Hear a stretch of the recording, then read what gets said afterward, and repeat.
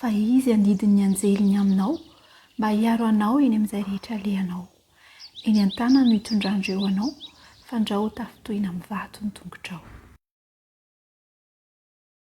Rahaba ho an'ny tsiraray avy ny tokantrano ny toerana maro samihafa manaraka izao fandarana izao ary mirary ny fiadanan'ny tompo ho amintsika rehetra any amin'ny toerana misy antsika any. Teny fikasana izay omen'Andriamanitra antsika ny loha hevitra androany, anjely ao an-tokantrano, anjely ao an-tokantrano.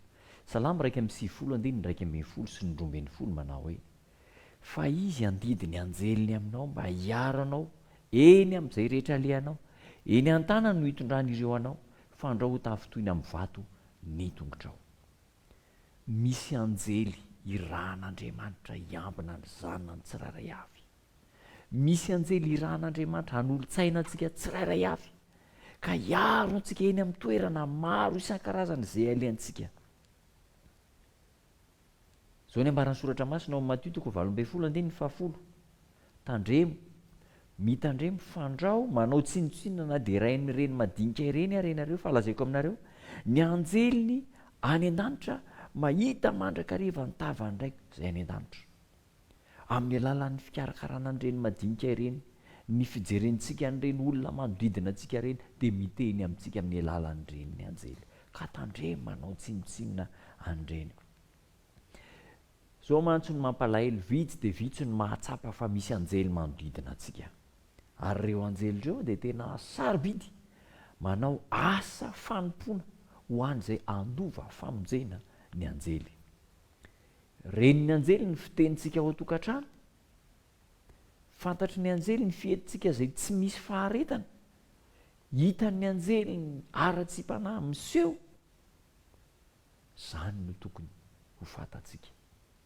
Misy anjely manaraka antsika. Ary mampiditra ny fahavalo ao an-tokantrano, ny tsy faharetana, ny teny tsy voahevitra, ny toe-tsaina maloto, ny toe-tsaina tsy masina dia mampiditra ny fahavalo ao anatin'ny tokantrano.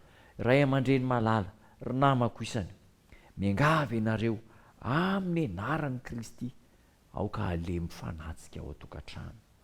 Be fitiavana, ho feno faharetana, amin'izay dia isy tara-pahazavana miditra ao an-tokantranontsika, ny fahazavany lanitra hiditra ao an-tokantranontsika. Aoka ho feno fitiavana. Zany akory tsy midika hoe tsy misy fotoana mba hibedesana ny ankizy rehefa manao tsy mety ny ankizy, tsy misy fotoana mba hanehoana fahatezerana rehefa misy zavatra tsy mety ao tokony, misy an'izany. Zany akory tsy midika hoe tsy tokony mba hivazivazy kely ao an-tokantrano mba manome fifaliana ny ankonana, fa aoka ho tenim-pitiavana mandrakariva. Ny tsy sy ny fahasoavan'Andriamanitra ao an-tokantrano amin'ny alalan'ny anjely dia mampanjombona ny masoandro ny fifaliana ao an-tokantrano. Tokony ho toerana fifaliana sy toerana masina, ho feno fitahiana ho an'ny ankonana ray manontolo ny tokantranontsika. Tsy voasarika ao an-tokantrano ny anjely raha feno ara-tsi-panahy, raha feno ara-tsi-toetra, indrindra feno tsy fahamasinana ao an-tokantrano. Inona ary no atao zany zao eto am-pamaranana? Mangataka amin'Andriamanitra, mifona noho ny tsy mety natao, ary ny talao aminy mba ahatonga azy hanome antsika ny anjely tsy tapaka maraina atoandro hariva hanao fanompoam-pivavahana hiaro any zanantsika, hiaro antsika ray aman-dreny. Izy andidiny anjeliny amintsika mba hiaro antsika eny amin'ny toerana rehetra izay alehantsika. Ho tanteraka aminao zany, ary mba ho zava misy eo amin'ny tokantrano tsirairay avy ny fisian'ny anjely kerobima, serafima izay miaraka amintsika isan'andro isan'andro. Ndao ary hiaraka hivavaka isika.